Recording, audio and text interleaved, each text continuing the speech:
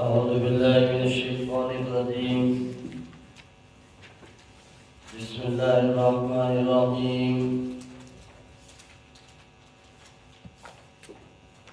وجاء السحرة فرعون قالوا إن لنا لأجرا إن كنا نحن الغالبين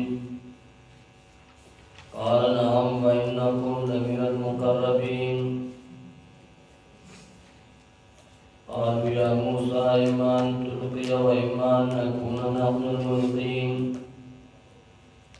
سورۃ الاعراف آیت نمبر 113. یہاں سے آج کا سبق شروع ہوتا ہے. سورت کا خلاصہ یہ کہ سورت میں 3 اہم مسئلے ہیں.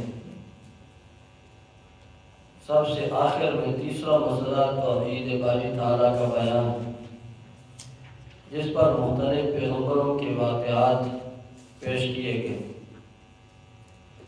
اور دوسرے نمبر پر واقعہ ذکر کیا کہ حضرت آدم علیہ السلام اور ابلیس کا، اور دعویٰ یہ تھا کہ اللہ کے قرآن کی، اللہ کے حکم کی تابعداری کرو، وگرنہ ایسے مردود ہو جاؤ گے جس طرح کہ ابلیس مردود ہو گیا تھا، اور آدم علیہ السلام کی طرح اپنے آپ کو عاجز بناؤ گے تو اللہ راضی ہو جائے گا جس طرح اللہ آدم علیہ السلام سے راضی ہو گیا.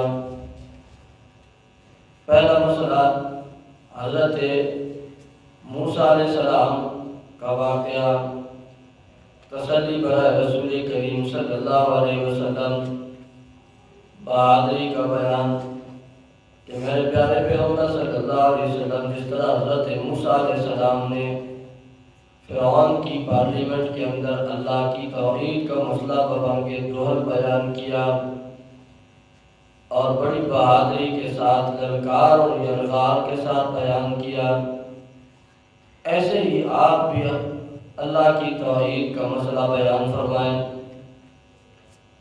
اور موسیٰ علیہ السلام کی تقریر اور فرعون کا تکبر اور اس کا مکر، اس کا ذکر کیا جا رہا ہے.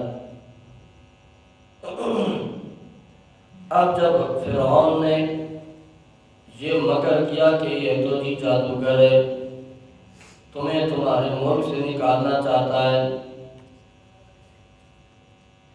تو سردار کہنے لگے ہاں جی بالکل یہ تو جادوگر ہے، ایک کام کرو، اس کو مہلت دے دو، تمام اور لالچ دے دو، اور یہ جادوگر ہے تو اس کے مقابلے کے اندر جادوگروں کو اکٹھا کرو تاکہ میدان لگے اور مقابلہ ہو جائے. ہمیشہ اس طرح ہوتا ہے، جب دائی دعوت دیتا ہے تو لوگ اس کے مقابلے کے اندر اور مولویوں کو لے آتے ہیں. اگر یہ مولوی ہے تو ہمارے پاس بھی مولوی موجود ہیں، میدان لگے گا اور میدان کے اندر پتہ چل جائے گا، مناظرہ ہوگا. جی مناظرے کا میدان سجا لیتے ہیں، یہ بھی میدان مناظرہ ہے. اور ایک طرف اللہ کا پیغمبر ہے حضرت موسیٰ علیہ السلام، اور دوسری طرف وہ جادوگر ہیں جو فرعون کو راضی کرنے کے لیے آئے اور فرعون کے پیسوں کے لالچی ہیں. اللہ تعالیٰ نے ان جادوگروں کا ذکر کیا، وجاء السحرۃ فرعون، اور آگے جادوگر فرعون کے پاس. جاء السحرۃ فاعل ظاہر ہے تو فعل مفرد، وجاء السحرۃ آگے جادوگر فرعون کے پاس. قالوا کہا ان جادوگروں نے ان لنا لاجرا، یقیناً ہمارے لیے ہوگی مزدوری، ان کننا نحن الغالبین، اگر ہم ہو جائیں غالب ہونے والے. ان کننا نحن الغالبین شک والی بات کرتے ہیں، اس لیے کہ جو باطل ہوتا ہے اسے اپنے حق ہونے پر یقین نہیں ہوتا نا، اس لیے کہتے ہیں اگر ہم غالب آ گئے تو فرعون ڈالا کوئی مزدوری ملے گی، کچھ ہوگا کہ نہیں، ہمیں کیا ملے گا اگر ہم غالب آ گئے؟ قال فرعون نے کہا نام، جی ہاں بالکل، وَإِنَّكُمْ لَمِنَ الْمُقَرَّبِينَ، اور یقیناً تم ہوگے لَمِنَ الْمُقَرَّبِينَ، قریبی دوستوں میں سے، قریبی لوگوں میں سے۔ کیا مطلب؟ یعنی تمہیں بڑے بڑے عہدے دوں گا اور اپنے قریب بٹھا دوں گا، بڑی بڑی وزارتیں تمہیں مل جائیں گی، اور جب وزارتیں مل گئیں تو پھر تو دنیا کی دولت تمہیں مل ہی گئی نا۔ ایسے سمجھو جیسے دنیا کی دولت تمہارے قدموں میں ڈال دوں گا، تم صرف موسیٰ کا مقابلہ کر کے دکھاؤ۔ اس کو کہتے ہیں درباری مولوی، یہ درباری جادوگر تھے۔ قرآن اشارہ کرتا ہے ہر دور کے اندر درباری مولوی ہوں گے، ہر دور کے اندر ایسے درباری لوگ ہوں گے جو بادشاہوں کو خوش کرنے کے لیے علم کی سودا گری کریں گے، علم بیچیں گے، عزت بیچیں گے، آبرو بیچیں گے، دین بیچیں گے، دین کی تجارت کریں گے، اور دین بیچ کر کے مقابلے کے اندر صرف اور صرف بادشاہوں کی قربت حاصل کریں گے، نزدیکت حاصل کریں گے، ان کے قریب ہونا یہ بڑا کمال سمجھیں گے۔ اس لیے علماء نے لکھا ہے کہ جو مولوی بار بار بادشاہوں کے تلوے چڑھتا ہوا نظر آئے نا، کبھی ایک کے پاس کبھی دوسرے کے پاس، کبھی ایک کے در پر کبھی دوسرے کے در پر، تو سمجھ لو کہ یہ بندہ حق پرست نہیں ہے، بلکہ یہ مفاد پرست ہے، اپنے مفاد کے لیے کبھی ایک کے در پر کبھی دوسرے کے در پر چکر کاٹتا ہے۔ ایک وہ بندہ جو حق پر ہے اور حق بتانے کے لیے جاتا ہے اور حق بات ظالم کے سامنے کرتا ہے، تو وہ تو افضل جہاد ہے۔ حدیث پاک میں آتا ہے افضل الجہاد کلمۃ حق عند سلطان جائر، افضل جو جہاد وہ حق کا بیان، وہ حق کا کلمہ ہے جو ایک بندہ ایک ظالم بادشاہ کے سامنے کھڑے ہو کر کے ادا کرتا ہے۔ یہ بہت بڑا جہاد ہوتا ہے، اور نڈر انسان جو دین کا سودا گر نہیں ہوتا وہ اپنے مسئلے سے پھرتا نہیں ہوتا۔ حضرت شیخ القرآن مولانا غلام اللہ خان نور اللہ مرقدہ یہ توحید کا بے باک سپاہی تھا۔ ہمارے والد صاحب نام لیا کرتے تھے تو وہ کہا کرتے تھے مرد قلندر، واقعتاً یہ مرد قلندر تھا۔ یہ واقعہ میں نے والد صاحب سے سنا، اور والد صاحب دورے میں فرمایا کرتے تھے، ہمیں شیخ القرآن صاحب نے، حضرت شیخ صاحب نے خود یہ واقعہ سنایا تھا۔ حضرت شیخ صاحب کے پاس ایک مرتبہ ایک بندہ آیا تھا جمعہ پڑھنے کے لیے۔ حضرت شیخ صاحب راجہ وزارت تعلیم القرآن میں جمعہ پڑھاتے تھے، تو جمعہ حضرت شیخ صاحب کا بڑا مشغول ہوتا تھا، لوگ دور دور سے آتے تھے۔ ایک بندے نے جمعہ پڑھا، اور جمعہ پڑھنے کے بعد حضرت شیخ صاحب کے ساتھ دفتر آ گیا، کھانا پینا کیا، اور کھانا پینا کرنے کے بعد اس نے کہا کہ حضرت مجھے اپنے علاقے کے لیے تاریخ چاہیے بیان کے لیے۔ شیخ صاحب نے ڈائری نکالی، اور ڈائری نکال کر کے ایک تاریخ لکھی، اور اس کو کہا یہ تاریخ آپ نے یاد کر لینی، اس تاریخ کو میں آؤں گا۔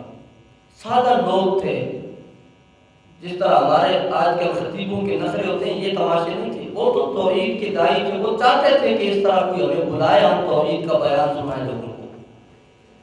شیخ صاحب نے تاریخ دی، چلے کہ اس علاقے کے اندر پنجاب کا ایک پسماندہ علاقہ تھا۔ جب وہاں پر گئے تو اس علاقے کا ایک نواب تھا، خان تھا، اس کو پتہ چلا کہ اس بندے نے مولوی غلام خان کو بلایا ہے، غلام خان کے نام سے مشہور تھے، یہ غلام خان کو بلایا، یہ غلام خان ہی ہے۔ اس نے کہا کہ مسجد کے اندر آنے کی اجازت نہیں۔ اس بندے نے کہا کہ چلو میری اپنی زمین ہے، میں اس کے اندر بلا دیتا ہوں، وہاں پر بٹھا دوں گا۔ ایک چارپائی بچھائی اور کچھ لوگوں کو بار بار دعوت دی۔ لوگوں نے کہا چلو دیکھتے ہیں کیا کہتا ہے۔ حضرت شیخ القرآن کا طریقہ یہ تھا کہ وہ سب سے پہلے سیرت بیان کرتے تھے پیارے پیغمبر صلی اللہ علیہ وسلم کی شان. تو پیارے پیغمبر صلی اللہ علیہ وسلم کی شان بیان کی اور پھر بیان کے درمیان میں کہا کہ اتنی شان والا پیغمبر، اتنے مقام والا پیغمبر کیوں آیا؟ وہ مسئلہ کیا تھا جس مسئلے کو لے کر کے اللہ نے اتنا عالی مقام پیغمبر بھیجا؟ تو وہ مسئلہ تھا لا الہ الا اللہ. بس جیسے توحید کا بیان شروع کیا نا، تو اس زمین کے اندر اس جلسے کو سننے کے لیے وہ نواب بھی آیا ہوا تھا اور پیچھے بیٹھا ہوا تھا، اور اس کے پاس کتنا بڑا ڈنڈا تھا، موٹا. اس نے وہ ڈنڈا لیا اور ڈنڈا لے کر کے اٹھایا اور آگے چارپائی پر حضرت شیخ القرآن بیٹھے اور ساتھ وہ بلانے والا میزبان وہ بیٹھا ہے. حضرت شیخ القرآن کو وہ مارنا شروع کر دیتا اور کہتا بھابھی ہے نا، بھابھی آگے نا غلام خانی، اپنا مسئلہ شروع کر دیا نا تو نے. حضرت شیخ القرآن کو مارتا. حضرت شیخ القرآن خود نمبردار تھے، مال و دولت حضرت شیخ القرآن کے پاس کوئی کم نہیں تھا، اپنے علاقے کے بڑے نمبردار تھے، لیکن یہ توحید کا بے باک سپاہی توحید کے مسئلے کے لیے غیرت نہیں کھائی کہ یار تو مجھے مارتا ہے، تو ہوتا کون ہے؟ ہمارے جیسا کوئی ہوتا تو اس کے گریبان کو پکڑتا. لیکن حضرت شیخ القرآن نے مار کھائی اور وہ جو ساتھ بیٹھا ہوا تھا نا وہ چارپائی کے نیچے گھس گیا. مار کھائی. شیخ القرآن اس کو کہتے تھے اور خان صاحب تو 5 منٹ مجھے مار، 5 منٹ میرا بیان سن. 5 منٹ تو اس میں دمہ کرے گا، ادھر بیٹھ جانا، میرا بیان سن، اور 5 منٹ تو اپنے ڈنڈے برسا. اس نے کہا تیری ایسی کی تیسی. بہرحال جلسہ خراب ہو گیا تھا، پہلا سال ہی ہو گیا. اب 1 سال بعد وہ بندہ دوبارہ حضرت شیخ القرآن کے پاس جمعہ پڑھنے کے لیے آیا، اور جیسے ہی آیا تو شیخ القرآن نے ہاتھ سے پکڑا جمعے کے بعد سیدھا دفتر لے گیا اور ڈائری نکالی. کھانا کھلانے کے بعد کہا جی اور کیری تاریخ ہے. وہ کہتا میں حیران کہ یار پچھلے سال تو ہم نے مار کھائی اور شیخ صاحب نے بھی مار کھائی ہے، اب شیخ صاحب پھر مجھے کہتے ہیں کہ تاریخ. چلو میں نے کہا خود کہہ رہے ہیں تاریخ لکھ لی. میں نے کہا اللہ خیر کرے گا. پھر جلسہ مقرر ہو گیا، مسجد میں پابندی لگ گئی، زمین میں نے چارپائی بچھائی. اس سال لوگ پچھلے تھوڑا سا دور بیٹھنے کی بجائے ذرا قریب بیٹھ گئے. تو قریب بیٹھ کے اور اسی طرح خان بیٹھا اور اسی طرح بالکل حضرت شیخ القرآن نے بیان کیا. بیان کے دوران جیسے توحید کا مسئلہ شروع ہوا تو وہ نواب اٹھا، ڈنڈا اٹھایا اور لا کر کے شیخ صاحب کو مارنا شروع کر دیا. حضرت شیخ صاحب کہتے تھے کہ اس مرتبہ وہ جو میزبان تھا وہ چارپائی کے نیچے نہیں گھسا. جس طرح میں مار کھاتا رہا وہ بھی مار کھاتا رہا. کچھ مسئلہ بیان ہوا، کچھ جلسہ خراب ہو گیا. بہرحال وہ آخر نواب تھا، اپنے علاقے کا نمبردار تھا. جلسہ ختم ہو گیا. اب تیسرا سال آیا، خدا کی قدرت پورا سال اس علاقے کے اندر بارش بھی نہیں برسی. پورا سال وہ تو زمیندار لوگ تھے، گندم فصل کرنا یہ ان کا طریقہ کار، یہ ان کی آمدنی ہوتی، اب بھی ہوتی ہے اسی طرح پنجاب کے اندر. تو بارشیں نہیں ہو رہی تھی، بالکل بارشیں نہیں ہو رہی تھی. اور تیسری مرتبہ اس تیسرے سال وہ بندہ آیا اور اس بندے نے تعریف دی. اور اس سال جب وہ آیا تو اس نے حضرت شیخ صاحب کو کہا جی تعریف دیں اور اس سال حالات تبدیل ہیں. اللہ نے بارش کی ہے اور صرف میری زمین پر بارش برسی ہے. جتنی اس کی زمین تھی، کہتا ہوں میرے جتنے قلعے زمین ہیں صرف میری زمین پر بارش برسی، اور کسی زمین پر میرے پورے علاقے میں بارش نہیں برسی. اللہ کا کی قدرت ہے. آپ تعریف دیں. اللہ خیر. حضرت شیخ صاحب نے کہا اللہ خیر کرے گا. تعریف دے دی. اور اس مرتبہ وہ لوگ کہتے تھے مسجد میں بیان ہوگا. اس نے کہا مسجد میں نہیں ہوگا، اسی زمین میں ہوگا. زمین نے بیان مقرر کیا اور لوگ تیسری مرتبہ اور بھی ذرا قریب ہو کر کے بیٹھے تھے. اب توحید کا مسئلہ بیان کیا حضرت شیخ القرآن نے، اور وہ نواب اسی طرح بیٹھا تھا، ڈنڈا اس کے پاس ہے۔ اب جیسے توحید کا مسئلہ بیان شروع ہوا، خان اٹھا اور اٹھ کر کے آیا اور حضرت شیخ القرآن کے قدموں کے اندر بیٹھا، رونا شروع ہوا اور اس نے کہا مجھے آج مسئلہ سمجھ میں آ گیا ہے، یہی ڈنڈا ہے اور میں ہوئی خان ہوں، ڈنڈا آج تیرے ہاتھ میں ہوگا اور میرا سار ہوگا، آج اپنا بدلہ لے لے جتنا بدلہ لے سکتا ہے۔ حضرت شیخ القرآن نے کہا بدلہ لینا ہوتا تو میں اس وقت لے چکا ہوتا، میں نے بدلہ نہیں لینا تھا، میرا بدلہ یہ ہے کہ تم توحید قبول کرتے ہو، یہ بڑی بات ہے۔ پورا گاؤں توحیدی بن گیا۔ یہ نڈر لوگوں کا کام ہوتا ہے، جو درباری لوگ نہیں ہوتے وہ صبر کرتے ہیں، اور صبر بہت میٹھا پھل ہے، صبر بہت میٹھا پھل ہے۔ حضرت یوسف علیہ السلام نے صبر کیا تھا، اپنوں نے تکلیفیں پہنچائی تھی۔ صبر اتنا میٹھا پھل ہے کہ اس کی ابتدا بڑی کڑوی ہوتی ہے۔ دیکھو نا، یوسف علیہ السلام کبھی کنویں میں تھے، کبھی جیل کے اندر موجود تھے، لیکن انتہا بڑی میٹھی ہوتی ہے۔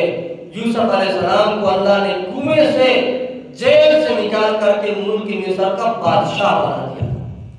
صبر بہت میٹھا پھل ہے۔ درباری لوگ وہ ظاہر اپنی شناخت کو دیکھتے ہیں۔ یہ جادوگر بھی اس وقت تو درباری تھے، کہنے لگے قالوا کہا جادوگروں نے ان لنا لاجرن، یقیناً ہمارے لیے ہوگی کوئی مزدوری، ان کننا نحن الغالبین، اگر ہم غالب ہو گئے۔ قال نعم، کہا فرعون نے جی ہاں مزدوری ہے نا جی، کیا مزدوری ہے؟ وَإِنَّكُمْ لَمِنَ الْمُقَرَّبِينَ، یقیناً تم ہو جاؤ گے لَمِنَ الْمُقَرَّبِينَ، قریبی لوگوں میں سے۔ قالوا یا موسیٰ، یہ ادب کیا تھا ان جادوگروں نے۔ اب موسیٰ علیہ السلام کو کہنے لگے موسیٰ تو پہلے لاٹھی پھینک، اپنا معجزہ دکھا، یا ہم پہلے کرتے ہیں۔ قالوا کہا جادوگروں نے یا موسیٰ علیہ السلام ایمان تلقیا، یا تو پہلے ڈال دے لاٹھی، و ایمان نکون نحن الملقین، یا ہم ہیں پہلے رسیاں ڈالنے والے۔ انہوں نے رسیاں لائی ہوئی تھیں، رسیاں ڈال کر کے اس سے انہوں نے سانپ بنانے تھے۔ قال القوا، کہا موسیٰ علیہ السلام نے القوا، تم ڈالو، پھینک دو اپنی رسیاں۔ فلما القوا، پر جب انہوں نے ڈال دی وہ رسیاں، سحروا اعین الناس، جادو کر ڈالا لوگوں کی نظروں پر، واسترهبوهم وجاءوا بسحر عظیم، لوگوں کی آنکھوں کے اوپر جادو کیا اور لوگوں کو روب میں ڈال دیا، یعنی اپنا روب لوگوں کے اوپر جما دیا۔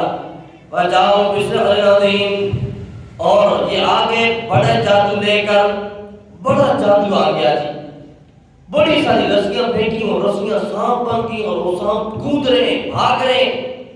پاؤں بینا الی موسیٰ، ہم نے بڑی کی موسیٰ علیہ السلام کی طرف، القیاسا کا یہ کہ ڈال تو اپنی لاٹھی، میرے موسیٰ اب تو بھی ایک لاٹھی ڈال۔ فَإِذَا هِيَ تَلْقَفُ، اچانک اس لاٹھی نے، یا تلقف، اس نے نگل دیا سارے سانپوں کو، نگلنا سمجھتے، اندر ڈال دیا اپنے اندر، یعنی وہ اتنا بڑا اجدہا بنا کہ سارے سانپوں کو ایک لقمہ کر کے اندر ڈال دیا۔ فَإِذَا هِيَ تَلْقَفُ، بس اچانک اس لاٹھی نے نگل لیا ما یافکون، وہ جھوٹ جو انہوں نے بنایا ہوا تھا۔ فَوَقَعَ الْحَقُّ، بس ثابت ہو گیا حق، وَبَطَلَ مَا كَانُوا يَعْمَلُونَ، اور باطل ہو گئی وہ تمام چیزیں یعملون جو یہ کر رہے تھے۔ فَغُلِبُوا هُنَالِكَ، مغلوب ہو گئے یہ جادو اس وقت، وَانقَلَبُوا صَاغِرِينَ، اور ہو گئے عاجز۔ فَأُلْقِيَ السَّحَرَةُ سَاجِدِينَ، ڈال دیے گئے جادوگر سجدے میں، فوراً سجدے کے اندر گر گئے۔ مسئلہ سمجھ میں آ گیا۔ قالوا، کہنے لگے آمنا برب العالمین، ہم ایمان لے آئے رب العالمین پر، تمام مخلوقات کے رب پر، رب موسیٰ و ہارون، موسیٰ اور ہارون کے رب پر۔ یہ ساتھ کیوں کہا کہ موسیٰ اور ہارون کے رب پر؟ یہ اس لیے کہا کہ چونکہ فرعون بھی اپنے آپ کو رب کہتا تھا نا، تو رب العالمین سے کہیں فرعون اپنا آپ مراد نہ لے، اس لیے فوراً کہا ہم رب العالمین پر ایمان لائے، لیکن کون سا رب العالمین؟ رب موسیٰ و ہارون، موسیٰ اور ہارون کا رب۔ ایک اور توجیہ بھی علماء نے کی ہے کہ رب موسیٰ و ہارون اس لیے ذکر کیا ہے کہ یہ رب العالمین حقیقی معنوں کے اندر انہیں دکھانے والا، سمجھانے والا، ان کے دل کے اندر یہ مسئلے اتارنے والا وہ حضرت موسیٰ علیہ السلام تھا یا حضرت ہارون علیہ السلام تھے، جن کی طاقت سے انہوں نے ایمان قبول کیا تھا۔